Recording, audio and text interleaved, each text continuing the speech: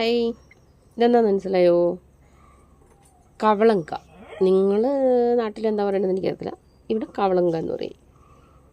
അതായത് ചുമന്ന ഒരു വെൽവെറ്റ് കളറ് നല്ല പൊടിയോടുകൂടി കവർ ചെയ്തിട്ട് അതിനകത്ത്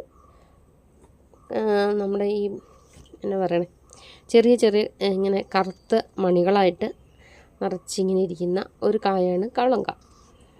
നമ്മൾ ചെറുപ്പത്തിലേയും ഇപ്പോൾ കണ്ടാലും ഞാനെടുത്തിന് കേട്ടോ, ചെറുപ്പത്തിലേന്നൊന്നുമില്ല. നമുക്ക് ചെറുപ്പത്തിലുള്ള സംഭവങ്ങൾ തന്നെ അല്ലെ വലുതായി കഴിഞ്ഞ് കഴിയുമ്പോൾ ശീലം, ചൊട്ടയിലെ ശീലം ചുടല വരെ എന്നല്ലേ പറയണേ. നമ്മളിത് എവിടെ കണ്ടാലും പെറുക്കി തിന്നും. ഇതാണ് അതിൻ്റെ അകത്തുള്ള പരിപ്പ്. ഈ പരിപ്പിന് നല്ല ടേസ്റ്റാണ്, പക്ഷേ ഇച്ചിരി പൊളിച്ചെടുക്കാൻ ഇച്ചിരി പാടാണേ. അതിങ്ങനെ വട്ടം കടിച്ചിട്ട് അത് പൊട്ടുമ്പോഴാണ്, പൊട്ടിയിട്ട് അതിനകത്തുള്ള പരിപ്പ് എടുത്ത് തിന്നാറാണ് പതിവ്. എത്ര പേർക്ക് അറിയാമെന്ന് അറിയത്തില്ല ഇപ്പോഴത്തെ തലമുറയ്ക്ക്.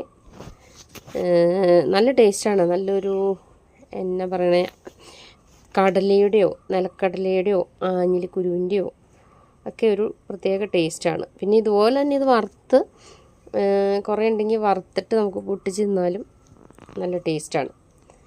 ഇങ്ങനെ ഇത് പച്ചയാണ്. ഇത് ഉണങ്ങി കഴിയുമ്പോഴാണ് താഴ്ത്തിയാടി വീഴുന്നത്.